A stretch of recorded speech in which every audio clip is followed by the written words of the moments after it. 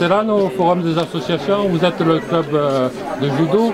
Ouais, nous sommes le club. Vous donner quelques informations sur le club Tout d'abord, je voudrais vous présenter Georges, qui est notre secrétaire, François, qui est une dernière ceinture noire de judo, Julien, qui est ceinture noire aussi, voilà, et moi-même, qui suis le président du club. Bernard Ambrois. Nous avons cette année une bonne participation au niveau des adhérents, puisque nous avons à peu près entre 65 et 70 adhérents pour l'année 2017-2018. L'année 2018-2019 s'annonce pas trop mal, dans la mesure où nous allons ouvrir une nouvelle section de judo à la Palue, section qui s'adressera aux enfants et aux adolescents, peut-être aux adultes, on va voir d'ici là. Et c'est Franck, le professeur du club, qui va être chargé de se déplacer à la Palue tous les lundis à partir de 17h30 jusqu'à 19h30. D'accord, et ça sera où Alors ce sera au château de la Palue. Au château de la Palue. Ouais, au château de la Palue, qui est la mairie du village. Et il y a eu des résultats cette année en compétition? Cette année, non, on n'a pas fait de compétition parce qu'on n'a pas eu un effectif de compétition assez important. On espère le développer cette année avec la participation de nos jeunes aux stages et compétitions diverses. Une bonne structure est en train de se mettre en place derrière. Il y a une pépinière qui est en train de monter. Il y a une bonne harmonie au niveau du club. On a des jeunes qui viennent de Saint-Julien, de Saint-André, pour faire du judo avec nous. Pas mal d'adultes, on a un bon cours adulte, le cours de taïso qui se développe bien aussi. On a pas mal d'adhérents et je pense que l'année 2018-2019 s'annonce sur des bons augures. Et là les professeurs, c'est des professeurs qui ont été formés en interne ou bien qui sont extérieurs? Alors, ce sont des professeurs qui sont formés au niveau de la Ligue, puisque Franck est un diplôme, c'est un CQP, qui est un contrat de qualification professionnelle, qui lui donne le droit d'enseigner au même titre qu'un brevet d'État. Il est ceinture noire, il a passé animateur club, Julien aussi a son animateur club, Julien Ambrois, et ça leur permet donc de pouvoir enseigner. Julien peut enseigner sans que le professeur soit là avec l'autorisation du professeur, et avec un CQP, on peut enseigner sous rémunération.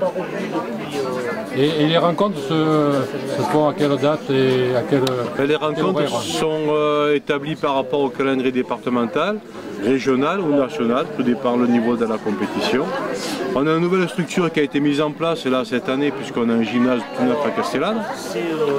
On va essayer de réfléchir à monter des compétitions ici ou des stages qui seraient des stages interrégionaux pour pouvoir occuper la structure avec des clubs qui viennent un petit peu de toute la région.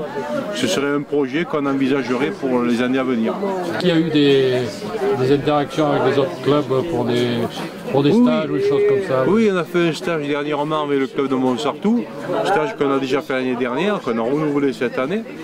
Et ça s'est très bien passé. Il y a eu un stage sur 8 jours avec du raft, de l'escalade, du canyoning, du kayak, de la piscine, comment ça s'appelle, de l'acrobranche. De l'acrobranche aussi, et puis du judo. Et du judo aussi, voilà. Oui, voilà. voilà. Quand même, accessoirement. Des compétitions. En même temps, oui. Oui, on a eu des compétitions. Double activité, quoi. Voilà, c'est ça. On a eu des compétitions interclubs aussi qui ont été suivies par des élèves du club. Mais il n'y a pas eu de débouché derrière parce que ça ne donnait pas de résultats sur une compétition interrégionale ou nationale. Mais il y a eu de bonnes participations. Voilà, nous ce qu'on aimerait, c'est quand même qu'il y ait des jeunes qui s'investissent un peu plus au niveau du club aussi, parce qu'on est en train d'avoir une défection au niveau des adultes, parce qu'on devient vieux et âgé, et on a de moins en moins de motivation. On aimerait que la relève se fasse derrière. Il faut un peu un renouvellement des jeunes dans le, au sein du bureau, dans la gestion du club. Ouais, au sein des décisions. Je donne un appel aux volontaires pour venir nous seconder. Ils seront accueillis à bras ouverts. Ah oui, même les 2 bras ouverts, les 8 bras ouverts. Avec le forum, c'est intéressant pour le club, cette rencontre d'aujourd'hui là? Oui, ça nous fait toujours connaître auprès de la population. Et puis c'est nous qui sortons dans la rue. C'est ça qui est important, on va au-devant des gens. On n'attend pas que les gens viennent au dojo pour savoir si on fait du judo quelque part. Oh non, on est au service de la population avant tout. Nous, on est un club assez familial, assez convivial. Donc on essaye d'amener des gens au club pour qu'ils aient une approche différente de la relation avec les professeurs, les parents et les animateurs. Nous, c'est assez c'est pas fermé, c'est quelque chose d'assez ouvert où on accueille les enfants et les adultes pour pouvoir venir faire du sport avec nous et partager un moment de détente, surtout au moment de détente. On n'est pas axé sur la compétition. On est plutôt axé sur la convivialité. Oui, la formation. Voilà. Mais on a un code moral, on s'y tient. Je crois qu'on est quand même un des sports, du seul sport à avoir un code moral et à s'y tenir, puisque chaque couleur de ceinture, à chaque couleur de ceinture correspond une qualité. La politesse, le respect, tout ça, je veux dire des qualités de la vie quotidienne. Ce n'est pas des qualités spécifiques au tapis. Voilà. Après la journée des associations, ça nous a permis déjà on a déjà quelques inscriptions, ça va nous alléger le travail le jour de la rentrée, et puis des gens qui ne connaissaient pas sont montrés intéressés et ils vont venir s'inscrire. Oui, des nouveaux venus sur Castellane entre autres. Donc, en ayant plusieurs associations, les gens peuvent aller d'une à l'autre, et même si au départ il n'est pas intéressé, ils peuvent poser des questions. Oui, ils savent que oui, tout à fait, oui. De toute façon, il faut qu'il y en a pour tous les goûts, c'est normal. Puis on peut faire plusieurs activités aussi, on n'est pas obligé d'en faire une seule.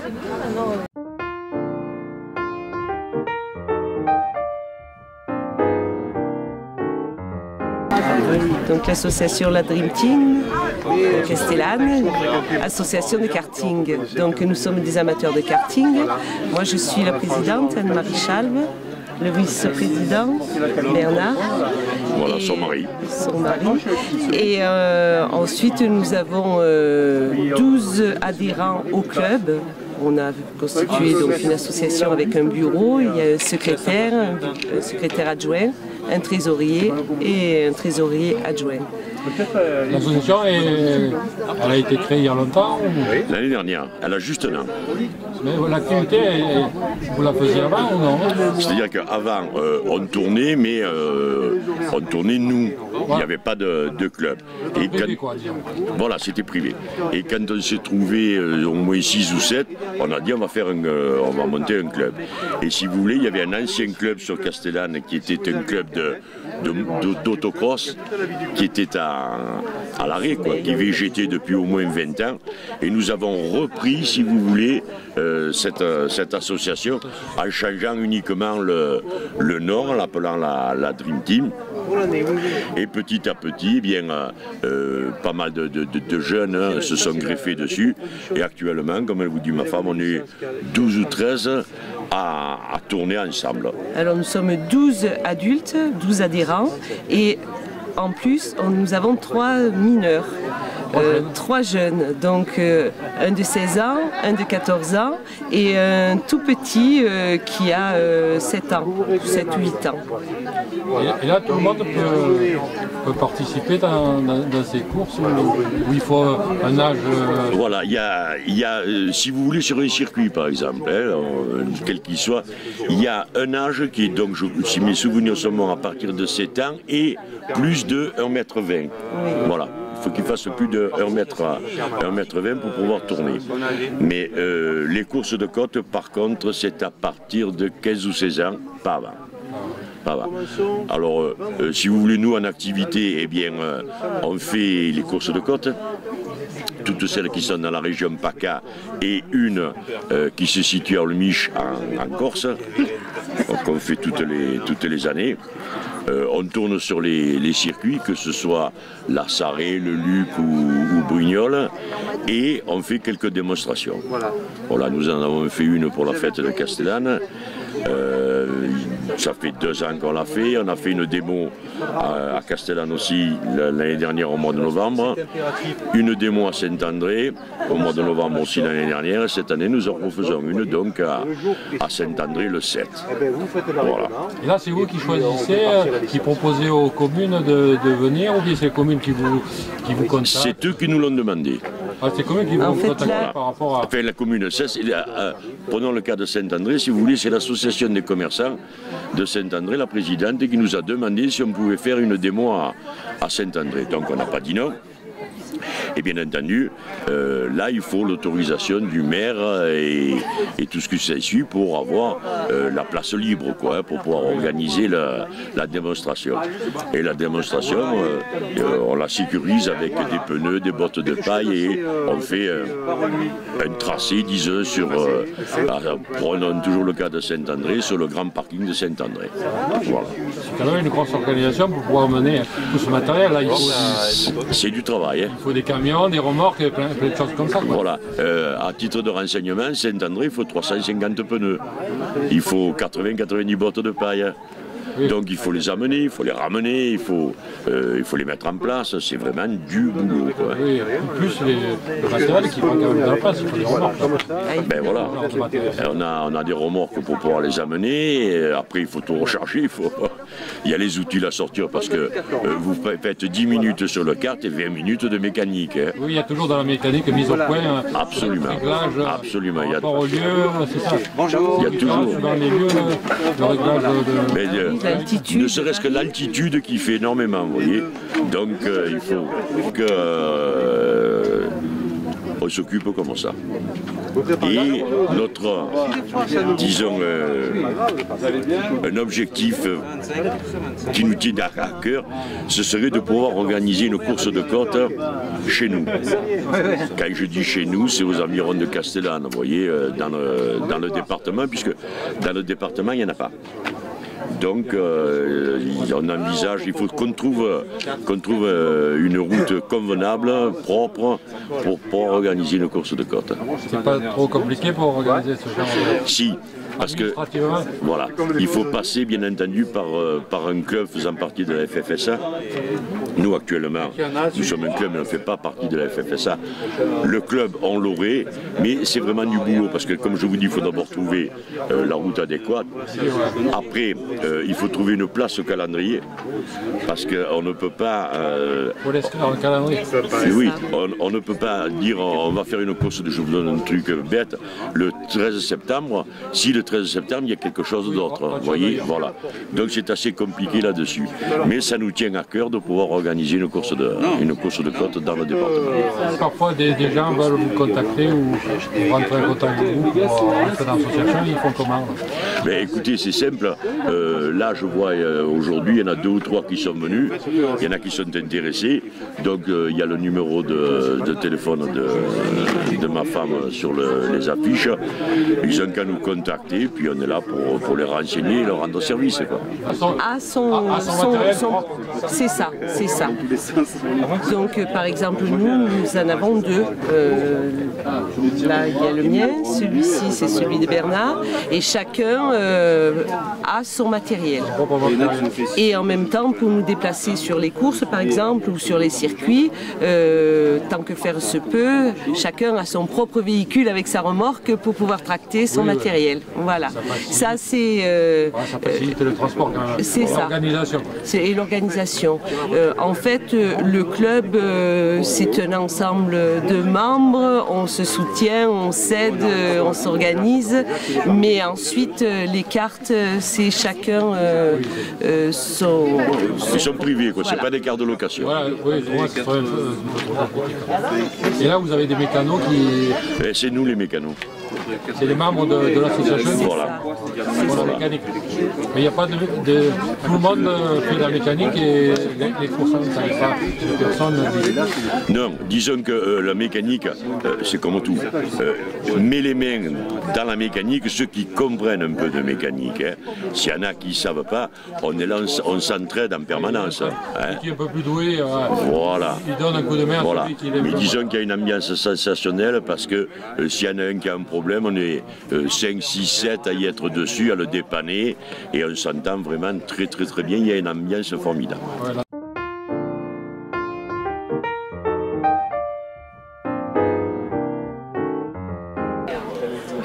Le but, c'est de récolter des bouchons en plastique pour comment dire, aider les personnes à mobilité réduite d'avoir la possibilité de recevoir une aide matérielle, une aide financière, une aide matérielle au niveau de fauteuils électriques, pour les personnes qui ont des problèmes de vision, les chiens aveugles. Qu'est-ce qu'il y a encore pour adapter son appartement à l'handicap. Ça aide ces gens-là. C'est-à-dire que les bouchons qui sont collectés, ils sont amenés au dépôt de 04 qui est à Mison. Puis ensuite un camion est commandé. Il vient charger, c'est une semi.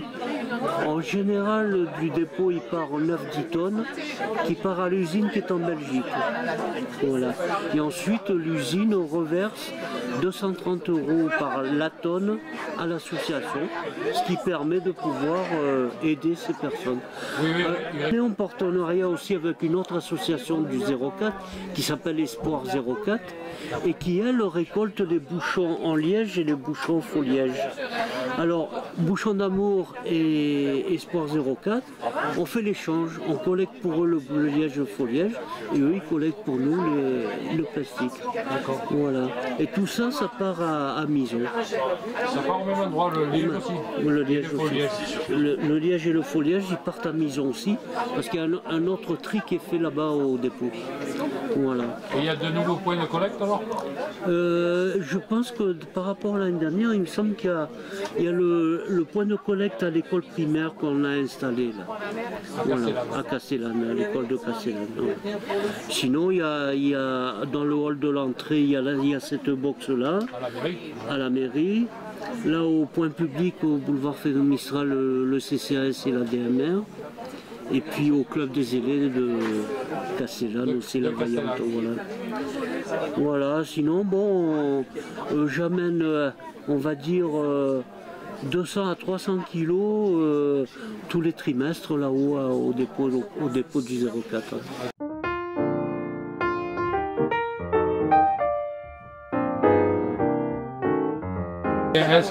Quelle est l'actualité 2018 Alors, actualité pour l'instant, on n'en a pas encore. On est en début d'année. Donc, les Cabotins, c'est une association qui existe depuis une quinzaine d'années sur le territoire de Castellane et un petit peu autour. Et on propose du théâtre pour les grands, les moyens, les petits. Peut-être certains d'entre vous ont déjà vu nos réalisations de fin d'année. On fait des choses un petit peu tout au long de l'année. Et de la gymnastique artistique pour les bébés et jusqu'aux ados. Voilà, à partir de 18 mois jusqu'aux ados. Donc ça, c'est Charline Orger qui s'en occupe. Et au niveau des nouveautés de cette année, depuis quelques années, on a un partenariat avec le Théâtre du Rance, l'association Agriculture Fabrique Peresque et les Cabotins pour vous emmener au Théâtre du Rance où on a le bus gratuit après un tarif préférentiel pour aller voir des spectacles. Et donc, on vous donne la possibilité d'aller voir des spectacles dans des lieux dédiés au théâtre et c'est pas mal non plus. Voilà, donc si vous voulez vous renseigner, on peut vous donner un petit numéro de téléphone, paf, le 06 66 91 95 19, il y aura toutes les informations dessus et sinon nous avons une page Facebook, voilà, sur les Cabotins. Et là c'est plutôt à l'automne avec le théâtre du Rance. Alors la première date c'est juste à la rentrée des vacances, c'est le 14 novembre la première date. Et ça, alors pour pour l'occasion. C'est vraiment une pièce qu'on ne pouvait pas rater parce que je suis également l'animatrice de la radio et c'est une pièce de théâtre où il y a un enregistrement d'une pièce radiophonique en même temps que la pièce sur scène. Voilà, donc ça mêle et la radio et le théâtre, donc c'était parfait. Et là, les départs pour le... C'est tout le long du secteur ou c'est qu'à Castellane? Alors le départ se fait à Castellane, mais comme on est en partenariat avec Agriculture, eux ils récupèrent avec le minibus les personnes qui sont intéressées et on se retrouve tous à Barème. Voilà. Et pour le forum des associations, les gens peuvent vous rencontrer, il y a des adhésions qui on fait tout, on donne des renseignements, les adhésions, on peut même directement régler sa cotisation pour l'année et l'idée c'est de venir nous rencontrer et puis après on donne les informations dont vous avez besoin et puis si vous avez envie d'essayer, parce que c'est toujours ça, il faut être curieux, il faut venir essayer, et bien c'est bien de le faire. L'association a combien de membres? L'association a combien de membres? Je pense qu'on doit être à 70, 80, un truc comme ça, à peu près. Et le club de théâtre, il y a plusieurs, il y a des ados et... Il y a les enfants, les ados, les adultes. Alors suivant les années, on essaye de faire des représentations où tout le monde est réuni. D'autres années où c'est plus compliqué. L'année dernière, le spectacle s'y prêtait bien. On a fait un spectacle sur la construction des barrages et il y avait tous les groupes qui étaient réunis. Donc les enfants, les ados, les adultes pour une grosse représentation. Plusieurs grosses représentations et ça a bien marché. C'était bien. Le public était heureux de... Ouais. Voilà. Et cette année, on va travailler avec des marionnettes. Voilà, j'en ai exposé quelques-unes derrière. Voilà, cette année, on va sûrement proposer des spectacles avec des marionnettes. Chaque année, le spectacle est différent et reconstruit, repensé. Chaque année, c'est complètement différent, histoire de surprendre les spectateurs.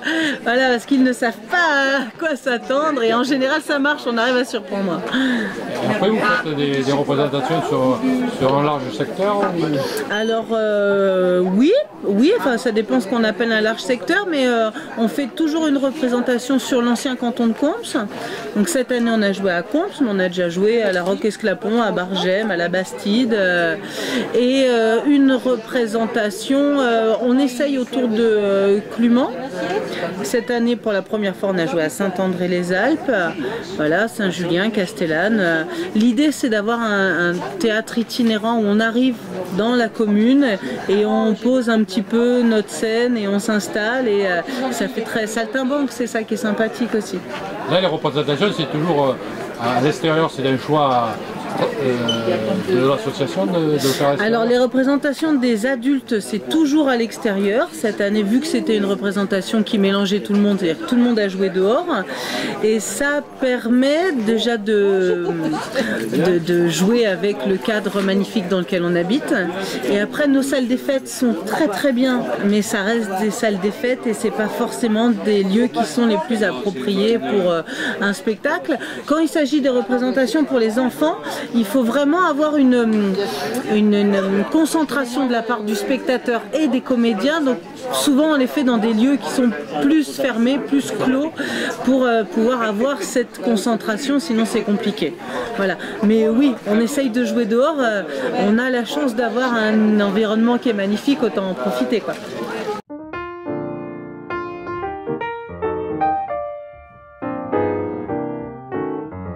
L'association Agriculture Fabrice Perez, vous pouvez nous donner votre actualité?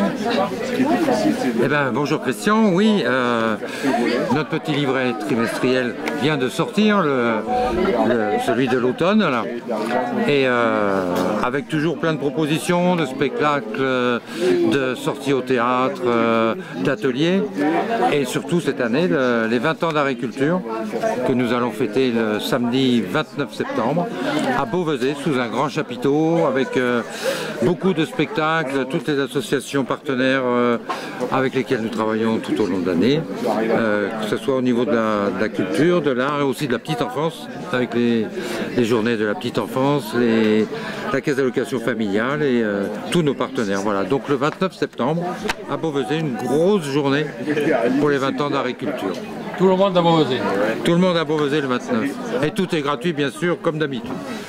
Et je crois que les bénévoles sont les bienvenus s'ils veulent participer à cette organisation, non? Ah ben bien sûr, tous les bras sont bienvenus. Pour joindre l'association, vous pouvez appeler au 04 92 83 12 43. Voilà, et j'en profite pour signaler que depuis mardi dernier, nous avons recruté une nouvelle agent de développement qui rejoint notre équipe, plus une stagiaire. Donc l'équipe sera au complet pour le 29 septembre, où on vous attend tous. L'année 2018 a été un peu compliquée, non, en organisation? Ça a été difficile, il y a eu les congés maternité de notre directrice, il y a eu l'absence d'agent de développement, ça a été assez difficile, même au niveau financier, mais bon, tout rentre dans l'ordre, des nouveaux contrats avec la communauté de communes, avec la caisse d'allocation familiale, avec tous nos partenaires, avec l'État, la DRAC, donc pour l'instant tout va bien et pour une fois on peut respirer un peu et être un peu serein.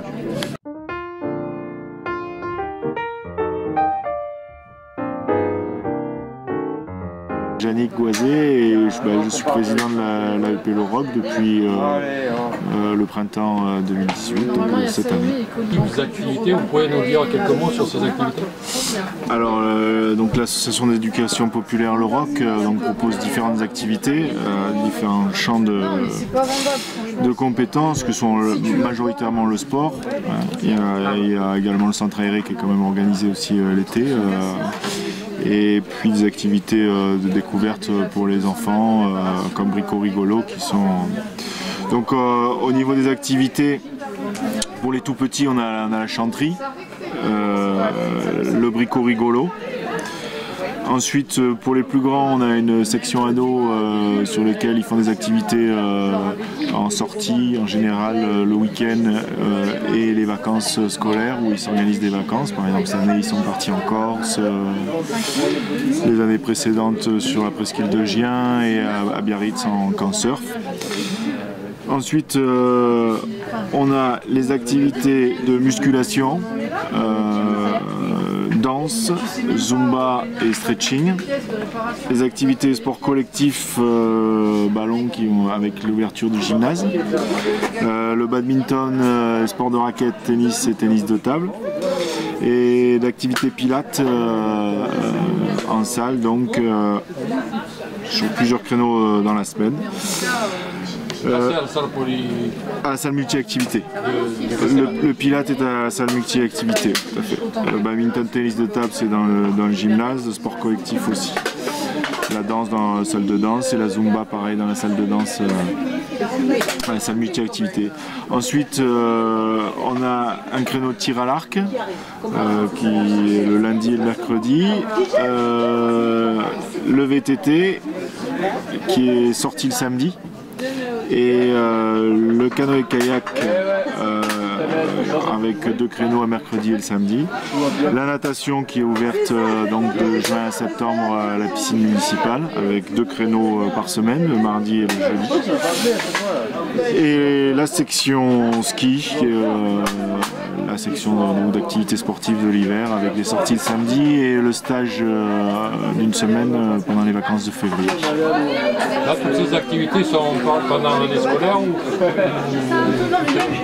sur différentes périodes? Alors on a des activités sur toute l'année scolaire, donc de septembre à juin, comme la chanterie, Brico Rigolo, la section ado, la musculation, toute l'année, même pendant les vacances scolaires. Et ensuite on a des activités saisonnières comme le canoë-kayak de septembre à début novembre et reprend de avril à juin. De la même façon pour le VTT et puis évidemment l'activité ski d'hiver du mois de janvier à mars. L'association a combien de membres? Alors environ 350 adhérents à l'année. Ouais, Et là, les tarifs, c'est des tarifs par activité ou ça peut être des tarifs globaux pour plusieurs activités? Alors non, c'est par activité, donc on a une adhésion à l'AEP Le Roc de 26 €. Et ensuite on adhère en fonction des sections, on a une adhésion par section. Alors c'est variable les prix en fonction de, surtout si les sections sont animées par des bénévoles ou par des professionnels rémunérés. Donc en fonction de ça, le prix est différent puisque nous on paye les intervenants, évidemment le prix est plus important. Oui, là vous avez plusieurs employés dans l'association administrative et après... On a alors on avait 2 salariés à l'année là. On a pour parler pour les garder. Voilà, on cherche d'ailleurs les financements pour pouvoir pérenniser ce 2e poste. Et ensuite, on a quelques intervenants, en effet salariés qui sont en général les travailleurs indépendants qu'on rémunère pour les activités. Pour les différentes activités sportives. Oui. Et vous proposez d'autres choses, des rencontres, des choses comme ça? Alors, on organise le tournoi de foot au courant du mois de mai. Voilà, qui sont en fait une manifestation qui crée de la vie et puis qui normalement sert par exemple à la section ado, ces jeunes ados qui prennent en charge un peu cette organisation, qui leur permet de financer une partie de leur voyage. Oui, ça finance, c'est eux qui organisent. Voilà, ils ont une partie de ce que rapporte, ce qui est récolté est investi dans leur voyage qui prévoit. C'est eux qui choisissent le lieu et ouais, tout à fait. On essaye de leur faire construire leur projet en fait. Voilà. L'idée c'est pas qu'ils consomment, c'est qu'ils construisent leur projet et qu'ils sachent ce que ça représente. Et ouais, qu'ils comprennent comment ça s'organise, voilà. Ce qu'il faut faire, ce qu'il faut rechercher, voilà. où il faut s'investir. Tout à fait. Ouais. Et ça fonctionne très bien.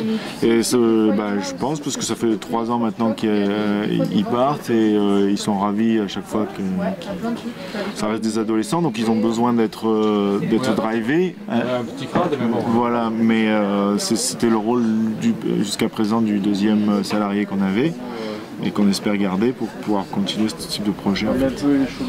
Et quel est votre ressenti par rapport au forum des associations qui est maintenant fonctionnel depuis 3 ans? Et là, on a changé de lieu, on est venu à côté du gymnase. Voilà, on est venu sur le gymnase pour pouvoir faire découvrir les activités qui peuvent se faire dans le gymnase. Moi je trouve que c'est un beau lieu de rencontre, en plus il fait beau aujourd'hui. Le forum il nous apporte pareil, ça crée de la vie, ça permet de se rencontrer avec les autres associations et voilà, c'est tout.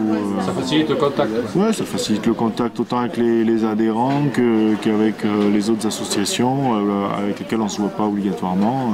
On sait qu'on se connaît tous, mais malgré tout, voilà, ça fait un lieu de rencontre entre nous.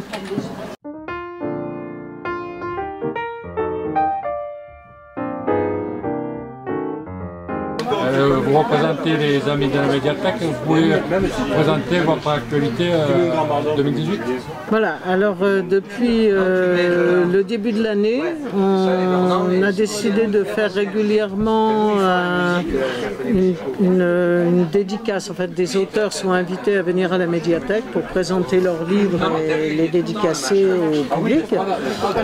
Et pour ce forum, on a trouvé que c'était intéressant de faire venir 2 auteurs avec leurs ouvrages. Donc Claude Otkovic est ici, qui a écrit ce livre Crépuscule au pays du Verdon, qui se passe dans toute la région du Verdon, de la Martre, avec toute une intrigue, des problèmes familiaux. C'est-à-dire, c'est cette période où il y a eu tous ces changements dans notre région qui fait qu'elle a changé complètement de visage. Ce sont les années 60. Et durant les années 60, au sud, il y a eu le grand camp de Canjuers. À l'est, il y a eu le lac de Sainte-Croix.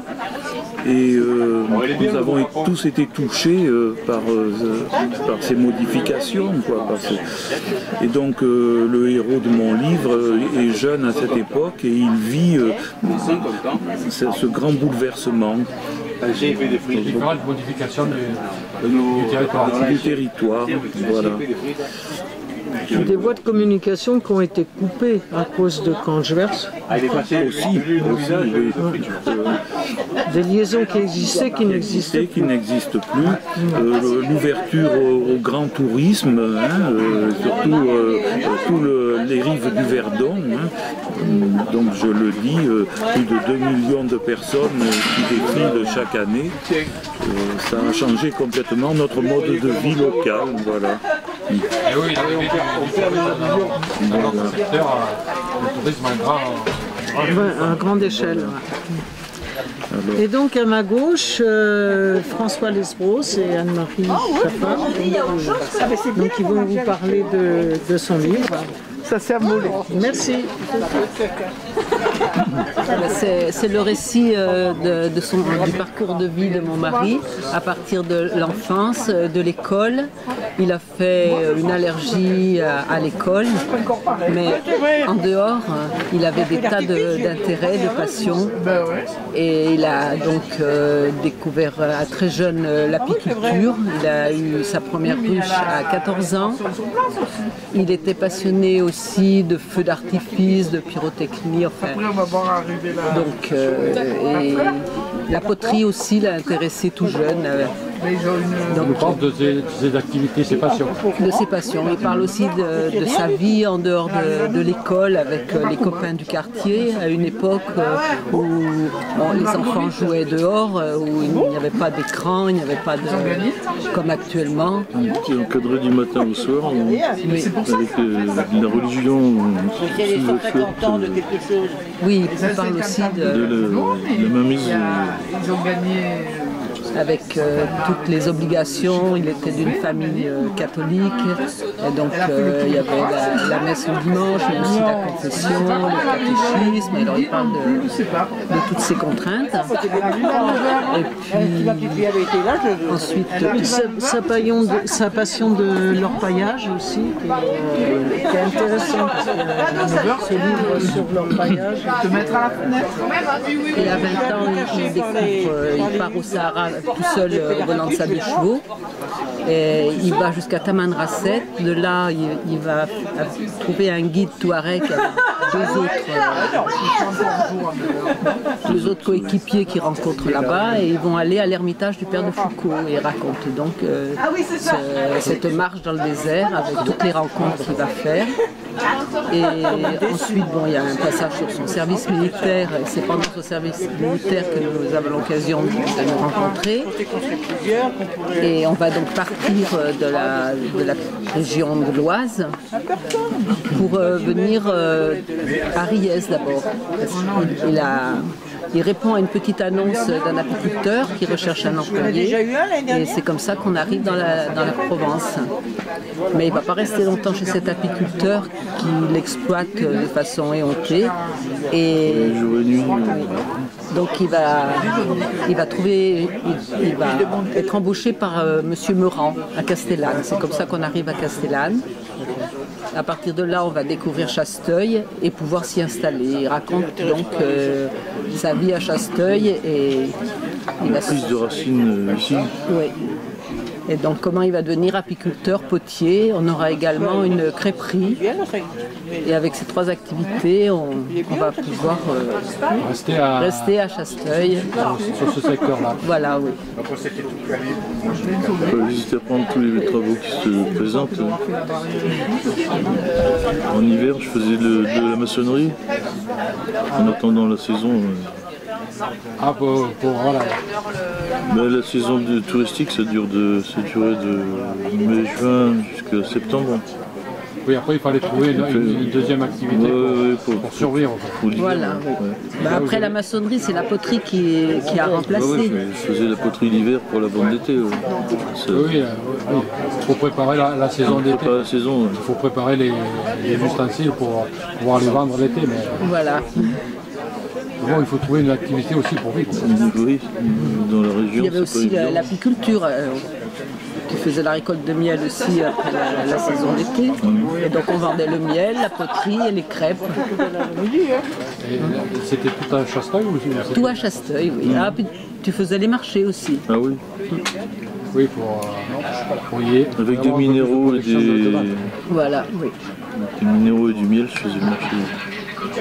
Enfin, c'est tout ça qu'il raconte dans son livre, c'est très condensé. Oui, c'est un beau témoignage de toute sa vie, de ses différentes activités. Et donc à la médiathèque, on a toujours plein d'activités différentes pour les enfants, pour les adultes. Et il y aura le festival des médiathèques qui va se tenir de fin novembre à début décembre. Ce sera sa 3e année. Donc festival qui est organisé par les médiathèques de Alos, Saint-André, Castellane et Anote. Voilà, donc il y a différentes... Dans les différentes médiathèques, il y a différentes activités qui se passent et qui se passent aussi dans les écoles. Donc il y a aussi des spectacles, mais des activités dans les écoles. On va avoir aussi les musiques d'automne courant octobre, avec un groupe qui s'appelle Bissap, de musique plus orientale. Donc il faut venir à la médiathèque, il y a toujours plein de choses qui s'y passent. Et on peut adhérer à la médiathèque? Oui, on peut adhérer. Donc on adhère à l'association des Amis de la médiathèque qui anime la médiathèque. C'est eux qui animent la médiathèque. Voilà. Et donc on a aussi une salariée qui s'appelle Flora, qui est mise à disposition de la médiathèque par la commune.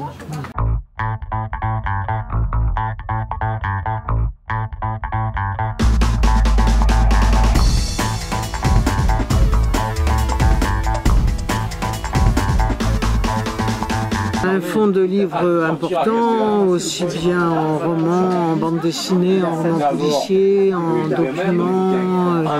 Il y a toute la partie enfants et juniors.